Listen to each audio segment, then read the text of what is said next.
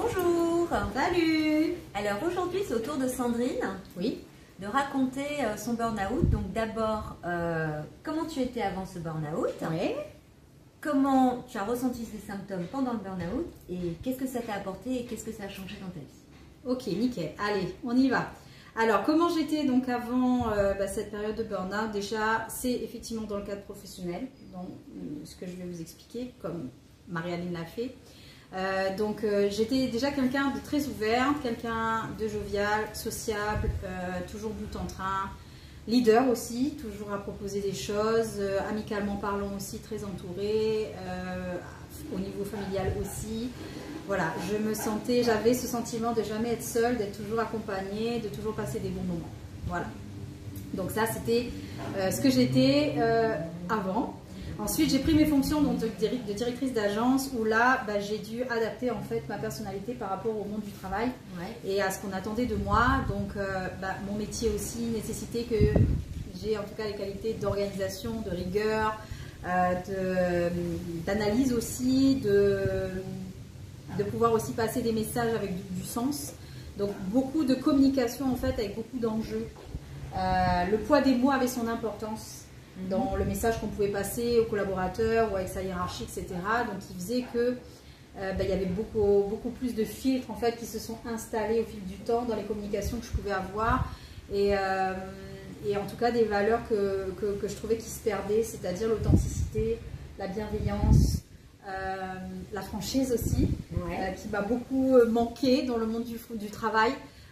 Voilà, de pouvoir dire les choses aux gens, mais pas forcément que ça soit toujours pris de la mauvaise façon ou que ça soit aussi interprété. C'est des choses qui m'ont beaucoup peiné, en tout cas dans le monde professionnel, parce que tout à chacun, on a nos valeurs, on a notre fonctionnement et on a aussi notre façon de penser. Et en fonction des mots qui peuvent sortir de notre bouche, après, libre à chacun de les interpréter comme ils veulent. Et dans le cadre de mes fonctions, moi, je trouvais aussi que mes messages n'étaient toujours pas entendus à sa juste valeur ou n'étaient pas interprétés aussi dans le bon sens du terme. Il y avait toujours, peut-être aussi lié à la fonction, mais elle dit ça, mais en fait, qu'est-ce qu'elle veut avoir derrière ça? Ah ouais, mais toujours de la méfiance en fait, de la méfiance et une difficulté en fait à créer un lien, que ce soit hiérarchique, que ce soit avec des collaborateurs, qui soit pur, qui soit simple et qui soit entier. Voilà. D'accord. Donc ça c'est un petit peu ce que j'ai perdu en fait en rentrant dans ces fonctions de manager et au final le regard des autres, j'ai toujours dit que je m'en fichais éperdument, mais indirectement le fait que les gens retiennent que ça de toi, c'est-à-dire cette personne rigide, cette personne sérieuse, cette personne qui ne sait pas rigoler, qui est toujours concentrée sur le travail. Au début, je l'assumais entièrement parce que bon, voilà, une fois que tu as ce poste-là, tu ne plais pas à tout le monde non plus et tu es là pour faire appliquer des choses et pour mettre en place des choses et c'est ton métier aussi. Donc en fin de compte, tu t'es créé un personnage qui n'est pas toi. En fait, je me suis mis certainement une carapace qui faisait que comme il y avait... J'étais touchée en fait parce que les gens pouvaient dire aussi et là aussi c'est important parce que parfois on ne fait pas la différence entre le métier qu'on fait et la personnalité qu'on doit avoir effectivement au travail et comment on doit communiquer avec les gens et ce qu'on est réellement. Et avec recul, je me dis on a peut-être le choix aussi de rester ce qu'on est, en tout cas de pouvoir l'intégrer dans le monde professionnel. Mais moi, pour le coup, ça a fait qu'un. Donc, j'ai épousé vraiment ce costume de manager, comme je l'ai dit dans une précédente vidéo. Et je n'ai plus été que un manager. Donc, en fin de compte, tu t'es créé un personnage pour être manager, mais pas toi, pas Sandrine. Ouais, je me suis créé en fait certainement ce personnage pour me protéger. Parce que je me sentais agressée effectivement par les autres et que le monde du travail pour moi au final c'était une grande jungle en fait où il fallait se faire sa place, il fallait se faire respecter aussi et il fallait jouer des coudes en fait, c'est-à-dire que tu peux pas passer une journée simplement discuter tranquillement avec les gens et puis rentrer chez toi et te dire oh c'est génial, j'ai passé une super journée. Non. Tu as des conflits à gérer, tu as des gens compliqués à gérer, tu as aussi les états d'âme des gens, tu as des clients mécontents, tu as un hiérarchie qui lui a aussi des attendus. Donc il y a tout ça qui rentre en jeu, qui fait qu'à un moment donné, tu te protèges. Tu te protèges. Ouais. Donc voilà, donc tu as eu une carapace et après, est-ce que tu as eu d'autres choses qui sont arrivées? Alors ensuite, Au niveau émotionnel, en fait, j'ai toujours repris les choses comme elles venaient et toujours positivement. D'ailleurs, on me connaissait, on m'a toujours connue, particulièrement dans le côté amical ou familial. On me dit, ouais, mais toujours tu as la banane, toujours tu es content, toujours, tu vois toujours les choses d'une bonne manière. Et moi, j'ai un père qui m'a toujours dit dans la vie, il n'y a pas de problème, en fait, il y a toujours des solutions. Donc, dans toute situation professionnelle que j'ai pu gérer, je partais toujours avec ce prérequis de dire, ok, la situation va être compliquée ou ta relation que tu vas avoir, elle va être compliquée, mais essaye de trouver des solutions. Et au final, s'il y a une chose que j'ai appris avec recul, c'est que on ne peut pas aussi penser pour les gens, on ne peut pas faire changer les gens non plus, et aussi dans l'entreprise, il y a des choses qui sont mises en place, des process ou autres sur lesquels tu ne peux pas agir. Et quand tu vas vers le burn-out comme ça, en fait, tu as une lutte perpétuelle de vouloir changer les choses, de vouloir agir sur des choses sur lesquelles tu n'as pas la main.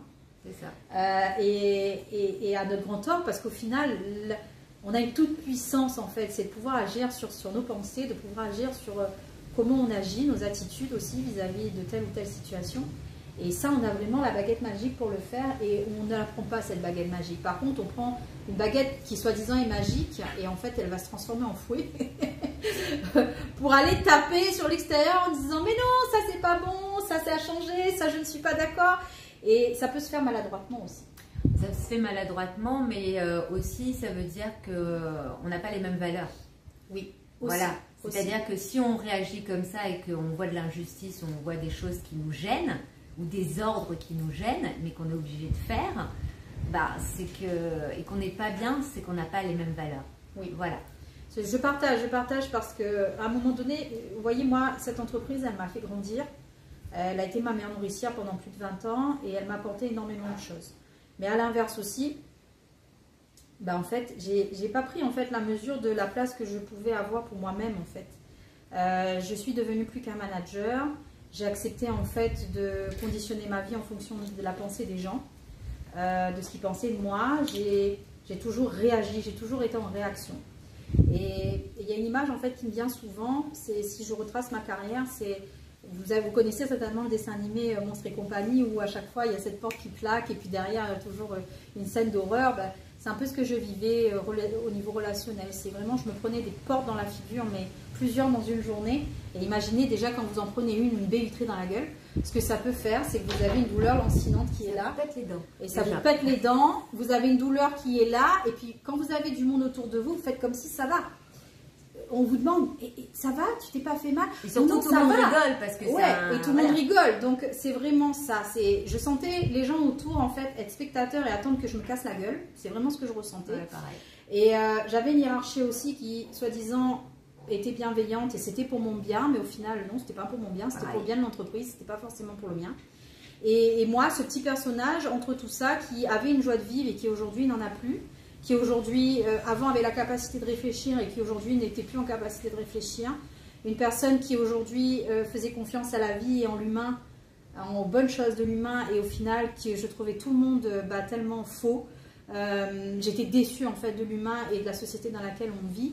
Et ce côté politiquement correct d'une entreprise où on doit être le vivre ensemble, avancer ensemble, cohésion d'équipe, etc. Qu'au final, je m'évertue à essayer de faire et qui était tellement difficile à mettre en place.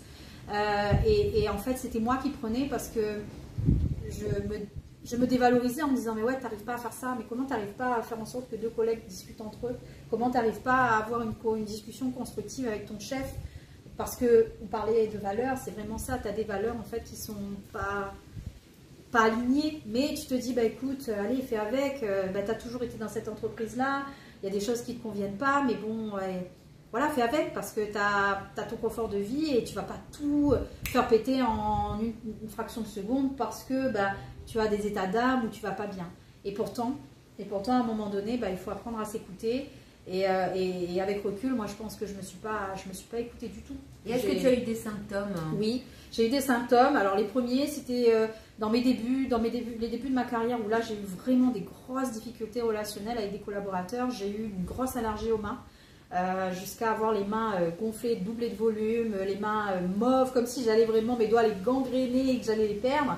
Et j'ai été en incapacité de travailler, pas pour beaucoup de temps, disons, on va dire à peu près un mois. Ouais, mais tu as été voir quelqu'un, elle t'avait dit. Et je suis allée voir quelqu'un, alors je ne me rappelle plus quel était son métier, mais en tout cas, La première chose que cette personne m'a dit, c'est en fait, les gens sont méchants avec vous et comment vous acceptez en fait que vous êtes en danger en fait dans le milieu professionnel dans lequel vous êtes et il faut en sortir parce que si vos mains vous ont parlé là, c'est un signal. Et puis bon, moi j'étais jeune, alors je me suis dit qu'est-ce qu'elle me raconte, celle-là elle me connaît pas, bon allez vas-y, fais-moi mon truc pour mes mains et puis je m'en vais, voilà.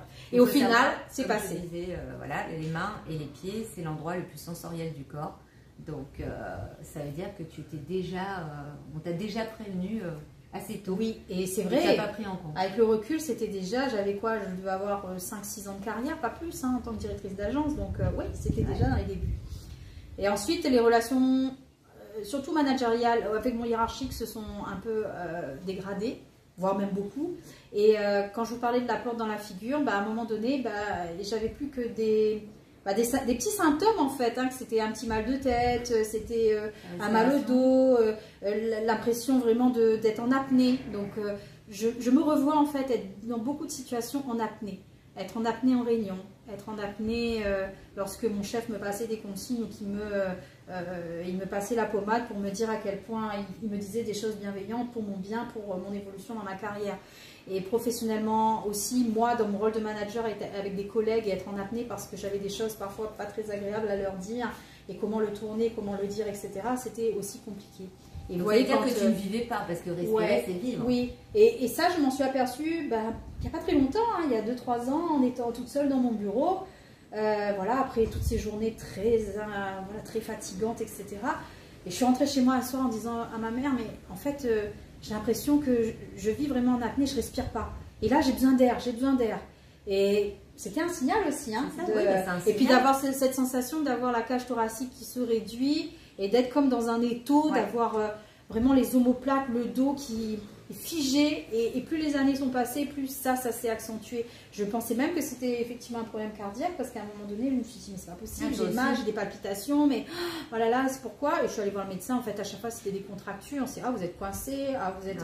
Mais vous êtes noué. Je vous dis pas. Voilà, et vous êtes noué, vous êtes tout bloqué, mais il faut respirer, il faut vous détendre, mais il ne faut pas prendre votre travail à cœur comme ça. Enfin bref, voilà. Et quand j'entendais ça, je l'observais, mais de très haut, en fait. J'avais l'impression que ma tête, en fait, elle entendait, mais je me disais, ouais, mais non, mais vous ne savez pas, en fait, ce que je vis. Vous ne savez pas ce que je vis et vous ne pouvez pas comprendre, en fait, ce que je vis. Donc, je vais rester avec mes symptômes, ok. De toute façon, j'ai pas le temps, puis il y a ça aussi. Cette notion, plus le temps, votre carrière avance, plus vous vous rendez compte que vous n'avez jamais le temps de faire quoi que ce soit. Vous n'avez pas le temps de profiter avec vos enfants, vous n'avez pas le temps de faire autre chose, vous n'avez pas le temps de sortir le week-end, vous n'avez pas le temps d'aller faire un repas avec votre conjoint, enfin bref. Mais vous êtes tellement claqué que vous avez le temps de vous effondrer sur un canapé et dormir pendant des heures. Exactement. Ou dans votre lit et voilà. Vous êtes en plein repas familial ou avec des trucs et la seule chose que vous voulez, vous, c'est le canapé. Oui, par contre, ça, elle dit une chose juste. Mon mari me disait toujours, ok, tu veux pas sortir, mais par contre, faire la grasse mat, dormir jusqu'à 1h de l'après-midi, ça par contre tu fais. Non, j'étais épuisée. En fait, sur le coup, je m'énervais, je disais, non, tu comprends pas, et toute la semaine je bosse, le week-end c'est pour me reposer, mais en fait tu vis pas. Tu vis pas pour les tiens, tu ne vis pas pour toi. Voilà. Et après, donc tu as eu quoi, vraiment le burn-out, quand tu as compris que là c'était la fin? C'était quoi? Alors, moi, c'est particulier avec le recul parce que je me suis aperçue à quel point l'humain il peut être résilient. Donc, j'ai combattu, j'ai toujours été en mode pitbull, en fait, à défendre les opprimés, non, c'est ça, à dénoncer les injustices, à dire que non, je suis pas d'accord, ça convient pas, on peut pas traiter les gens comme ça. Enfin voilà, me battre, tout simplement.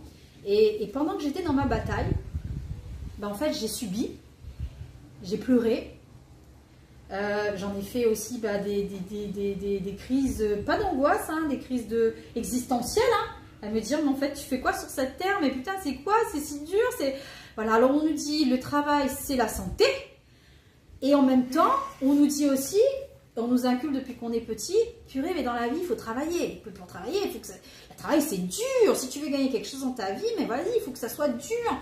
Pourquoi ça doit être dur en fait? Pourquoi on doit se battre comme ça? Pourquoi on doit aller en l'encontre de ce qu'on est? Pourquoi on doit accepter d'être désaligné par rapport à nos valeurs? Moi, j'ai eu du mal à comprendre ça, à concevoir ça.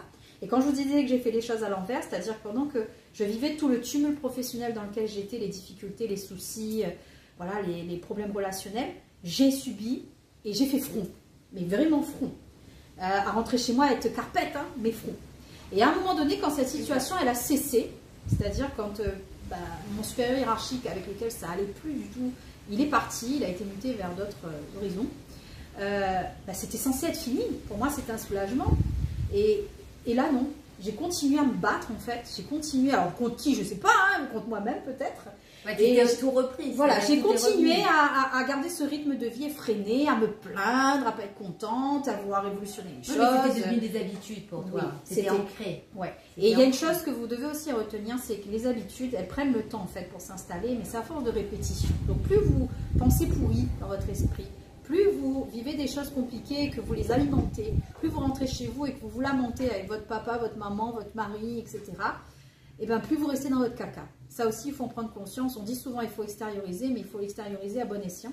Ouais. Et j'aurais envie, ça paraît con, hein, on va dire, on est peut-être fou, mais déjà extérioriser avec vous-même. Vous savez, parler à haute voix de temps en temps, ça fait du bien.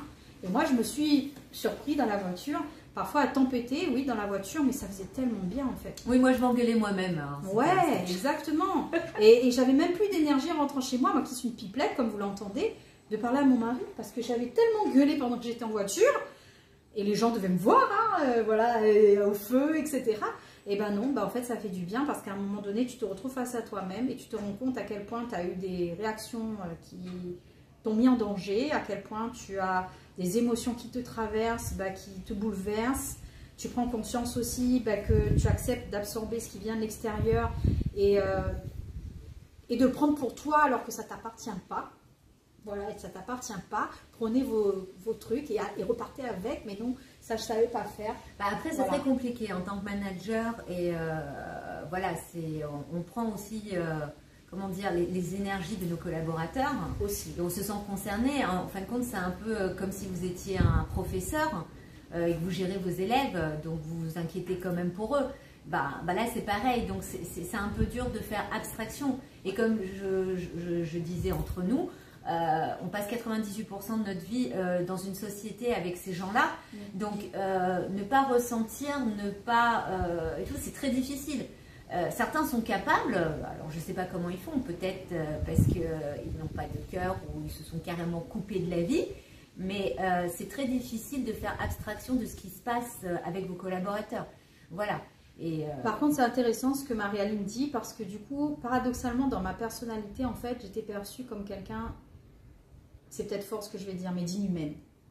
Oui, parce que j'entendais, j'absorbais. Ça restait en moi en fait. Mais après, je m'interdisais en fait de dire, mais oui, je te comprends. Parce que dans le cadre professionnel, une fois que tu commences à dire oui, je te comprends, tu sais pas où ça s'arrête après. Et moi, c'était l'inverse. Moi, au contraire, j'étais plutôt dans l'empathie et je ressentais exactement ce que ressentaient mes collaborateurs et ça a posé souci parce que voilà. Ouais. Voilà, j'avais besoin de m'exprimer, de dire que ça n'allait pas. C'est deux manières aussi d'aborder les choses, hein, deux angles de vue deux angles de vue que vous avez et que vous pouvez aussi vous voir aussi comment vous réagissez par rapport à l'extérieur. C'est vraiment très intéressant. Prenez le temps de le regarder et puis on en rigole aussi parfois et puis de temps en temps on est un peu horrifié par l'attitude qu'on a vis-à-vis. Moi je ne me considérais pas comme manager, je me considérais plus comme leader. Voilà. Donc j'étais plus là pour les pousser, essayer de les faire monter, de leur donner de la motivation. Mais tout était cassé par le court-circuitage que je n'arrive toujours pas à dire. Voilà. Et, vous l'avez compris. Voilà. Cuitage. C'est super complexe hein, comme mot. On parle de Mary Poppins, mais celui-là, je crois qu'il faudra qu'on le travaille. Mais voilà. Et donc... vient au fait de ton, du plus gros symptôme que tu as eu et qui a fait que tout s'est arrêté. Donc du coup, je disais, moi c'est vrai que j'ai fait un peu les choses à l'envers. Donc pendant que j'étais dans la bataille, j'ai combattu. Quand soi-disant la bataille était terminée, j'ai continué à combattre contre qui je sais pas. Et au final, je devais partir en vacances 15 jours. Et pour le coup, normalement, il ne devait plus y avoir tellement de tension. Enfin même, bref, on était en cours de changement de responsable. Ouais. Donc c'était un petit peu un flottement. Mais j'avais toujours cette pression, cette boule au ventre, cette colère que j'avais en moi. Et je suis partie ces 15 jours en vacances, un petit peu en tourisme, mine de rien. On avait loué une villa et j'étais complètement absente. Mon mari me faisait remarquer, mais t'es pas là pour nous, t'es pas là pour les enfants. Enfin, bref, j'étais à l'ouest. Hein, je pense que ça commençait déjà, le burn-out était déjà là, bien là. Et le jour où je devais reprendre, en fait, je me suis réveillée complètement bloquée. le dos complètement bloqué, et me voici en train de ramper pour aller me doucher, à pleurer, à dire à mon mari, mais si, il faut que j'aille au travail. Il me dit, mais qu'est-ce que tu fais? Tu tiens même pas debout, tu vas où? Mais si, on a besoin de moi, tu comprends, c'est important, je t'appelle absent 15 jours, c'est le début d'année, il y a des forts enjeux en début d'année, mais si je suis pas là, qu'est-ce qu'on va dire, qu'est-ce qu'on va penser de moi? La culpabilité s'est mise en place. Et la culpabilité s'est mise en place, et ma douleur, elle était atroce, hein, mais franchement, la culpabilité était atroce aussi. À la limite, c'était même la culpabilité qui était plus forte chez moi à ce moment-là. Et là, j'ai décidé d'écouter mon mari, et il m'a dit, maintenant tu vas arrêter tes conneries, je vais t'emmener chez le médecin. Et même là, j'étais vraiment offusquée en fait de voir qu'il ne me comprenait pas, de lui dire, mais non, aussi, il faut que j'y aille. Et j'ai pris la bonne décision. J'ai vraiment pris la bonne décision d'aller chez le médecin à ce moment-là. Parce qu'on est dans le déni, on est dans le déni de notre souffrance. Et moi, j'ai eu de la culpabilité sur chacune de mes crises.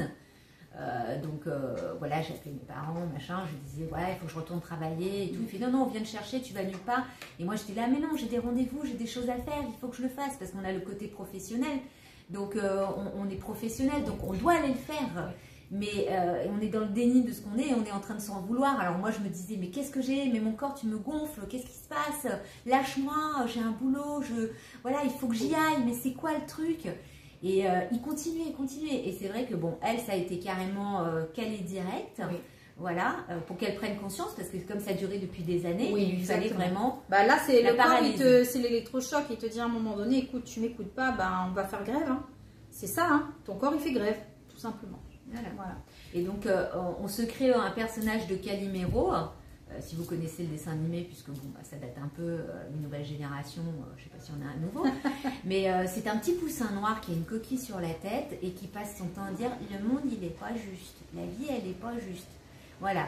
Et en fin de compte, on se crée tout le temps des ondes négatives parce qu'on rumine, parce qu'on n'est pas bien, parce que notre corps ne va pas et tout, donc on devient agressif, on devient, voilà, on se plaint tout le temps. Et moi, je me rappellerai toujours, je suis allée à un concert après le confinement et tout, et j'étais pas très bien, et j'avais pas vu un copain depuis longtemps. Et il m'a fait la remarque en me disant, mais arrête de te plaindre, quoi. Et ça m'a touchée, et je me suis dit, mais il a raison, en fin de compte. Je passe mon temps à me plaindre, et je vois pas les choses positives. Donc, ce que j'ai décidé de faire, c'est de me mettre un truc, c'est-à-dire que tous les soirs, quand je vais dormir, je me mets... je dis tout ce qui a été positif dans ma journée. Je fais abstraction, voilà, je fais abstraction de tout ce qui est négatif. Tout à fait. Et je mets tout ce qui est positif. Et ça c'est vrai qu'on ne prenait plus le temps de le faire quand on était en activité. On faisait l'inverse. On rentre, on parle à notre famille, tout est négatif, machin et tout. Voilà. Et donc, qu'est-ce que ça t'a apporté, toi? Donc voilà, ce que ça m'a apporté, très souvent, on voit la facette du burn-out comme étant la chute libre. Et voilà, et on rentre dans un gouffre. Et après, bon, Inch'Allah, est-ce qu'on en sort ou pas? Voilà. Moi, je l'ai perçu différemment. Sur le moment, ça a été un vrai coup près et j'ai été déçue de moi, en fait, de ne pas avoir tenu bon, quelque part. C'est ce que je me suis dit au début. Ensuite, la deuxième phase, ça a été, qu'est-ce que c'est bon, en fait, de repenser à soi. Alors, je ne savais pas trop quoi faire de ma vie, hein. Franchement, j'étais chez moi, mais voilà, tu es dans un moment latent où tu n'es pas habitué, en fait, à avoir ce monde qui ralentit d'un coup. On a vécu ça pendant le Covid, c'est vrai. Et puis là, quand tu vis ton burn-out, ce que vous avez peut-être vécu pendant le confinement, c'est-à-dire que la vie s'arrête, quand tu vis le burn-out, là, pour le coup, ta vie s'arrête aussi. Donc là, j'ai décidé de retirer en fait du positif du burn-out. Pour moi, c'était vraiment le moment pour réfléchir à ce que je ne voulais plus. Et j'ai pris, mais vraiment plus, hein, c'est non négociable. Et une fois que j'ai pris conscience de ça, de ce que je ne voulais plus, là, j'ai eu un peu plus de clarté, même si je ne savais pas ce que j'allais faire de ma vie, et si j'allais retourner au travail ou pas, etc. Mais la clarté que j'ai eue, c'est de me dire, mais ok, mais tu es plus importante en fait que tout ça, que tout ce que tu es en train de vivre là. Et tu n'as pas écouté ton corps, donc le juste retour que tu dois avoir aujourd'hui, c'est de te respecter. Et puis au lieu d'attendre en fait du respect de l'extérieur, parce que j'ai toujours été très révoltée en fait par l'injustice, d'abord respecte-toi. C'est ça. Voilà. Et le burn-out pour moi c'est ça. C'est à un moment donné, tu acceptes de dire stop. Voilà, de dire stop, vraiment stop, je ne peux plus, je n'y vais plus. Et une fois que tu as fait ça, c'est salutaire parce que là maintenant tu vas vivre autre chose. Là maintenant tu vas te découvrir. Ouais. Et aujourd'hui, c'est ce qu'on vit toutes les deux. On réapprend à connaître qui on est. On partage avec vous aussi ça, hein, grâce à nos vidéos aussi. Et on apprend aussi à affirmer vraiment ce qu'on veut vraiment dans la vie.